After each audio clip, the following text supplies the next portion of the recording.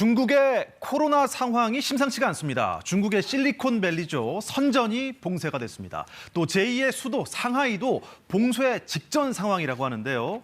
코로나에 러시아의 우크라이나 침공까지 겹친 중국 경제를 한번 진단해 보겠습니다. 글로벌 ET 김수현 기자와 함께하겠습니다. 김수현 기자 안녕하세요. 네, 중국이 제로 코로나 정책을 계속 고수할 예정인가 봅니다. 선전이 봉쇄가 됐다고요? 네, 선전시는 중국 광둥성에 있는 곳으로 인구가 1,700만 명 정도 된다고 합니다. 우리나라 경기도 인구보다 많은 건데 그런 대도시가 전면 봉쇄됐습니다.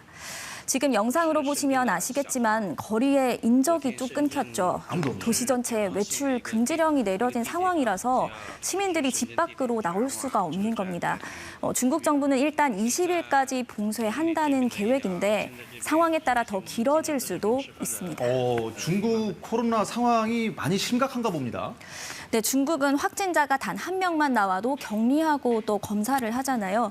최근 선전시 하루 평균 확진자가 수십 명에 이릅니다. 중국 전체 확진자 규모로 보면 상황이 더 안 좋은데 최근 나흘간 12,000명에 육박합니다. 2020년 우한 사태 이후 최대 위기입니다. 베이징 올림픽 끝나자마자 확진자가 폭증하고 있는데 수도 베이징을 포함해 규모가 큰 이른바 일선 도시가 모두 위험한 상황입니다. 베이징, 상하이는 학교 대면 수업을 중단했고요. 우리 교민들이 많이 살고 있는 왕징에서도 1년 3개월 만에 전 주민을 대상으로 대규모 PCR 검사가 이루어졌습니다. 중국이 방역을 아무튼 초강력으로 하지 않습니까? 그래도 이 오미크론 변이에는 속수무책인가요? 네, 오미크론의 전염력이 워낙 강하다 보니까 이 감염원 추적이 사실상 불가능하거든요. 네. 이 중국은 이번 유행의 정점을 다음 달 초쯤으로 예상하고 있는데 보시면 3만여 명이 추가로 확진될 걸로 보고 있습니다. 예. 네, 물론 제로 코로나 정책을 했을 경우고요. 만약에 봉쇄를 풀게 되면 1,000만 명 이상 나올 수 있다고 관영 글로벌 타임스가 전했습니다. 봉쇄를 풀면 1,000만 명이 엄청난 숫자입니다. 어쨌든 오미크론이라는 이 고비를 넘어가야 될 텐데요.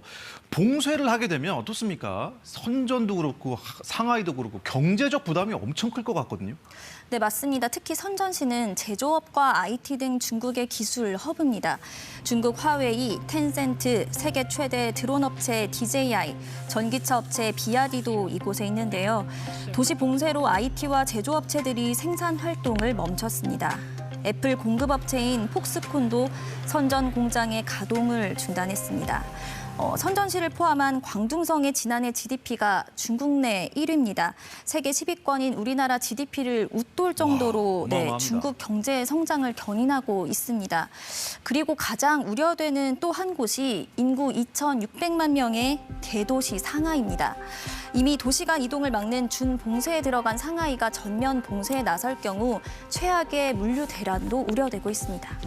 공급망에 물류 대란까지 이 세계 경제도 지금 안개 속 아니겠습니까? 중국이 올해 성장률 전망치 이렇게 간다면 달성 못할 수도 있을 것 같아요. 네, 중국의 최대 정치 행사 양회가 얼마 전에 끝났는데 그때 올해 경제 성장률 목표치를 5.5% 안팎으로 제시했습니다. 일단 중국이 받아든 연초 경제 성적표는 모두 예상치를 웃돕니다. 1월에서 2월 중국 산업 생산이 지난해 같은 기간보다 7.5% 증가했고 같은 기간 소매 판매도 1년 전보다 6.7% 증가했습니다. 춘제 연휴와 동계올림픽 기간 소비가 많이 늘어난 영향으로 풀이됐는데 문제는 이번 달부터입니다. 오미크론 유행이 장기화할수록 봉쇄 지역은 더 늘 거고 결국엔 생산과 소비 모두 급격히 위축될 수밖에 없습니다.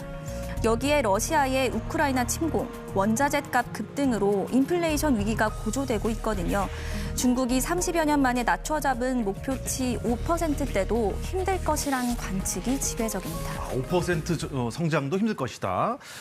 중국도 사실 알고 있을 거예요. 우크라이나를 둘러싼 그 지정학적 리스크, 이 자국 경제에 영향을 준다는 걸 알 텐데 어떻습니까? 이렇다 할 움직임을 보이고 있지는 않은 것 같습니다.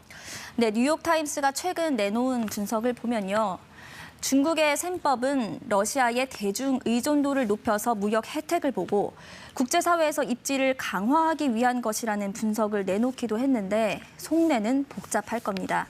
중국은 대놓고 러시아 편을 들지 않고 있습니다. 서방의 대러 제재가 자칫 자국 기업에 영향을 줄 수 있기 때문입니다.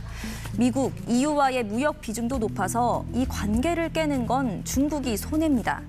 그렇다고 전면에 나서서 중재를 위한 역할을 할 거냐? 그것도 아닙니다. 러시아와의 관계도 생각해야 하고 미국과는 여전히 껄끄럽습니다. 중재한다고 해도 성공한다는 보장도 없고요.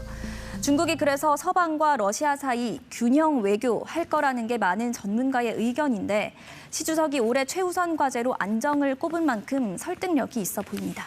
중국이 중간에서 어떤 중간 역할을 할지 궁금해집니다. 네, 김수영 기자 잘 들었습니다. 고맙습니다.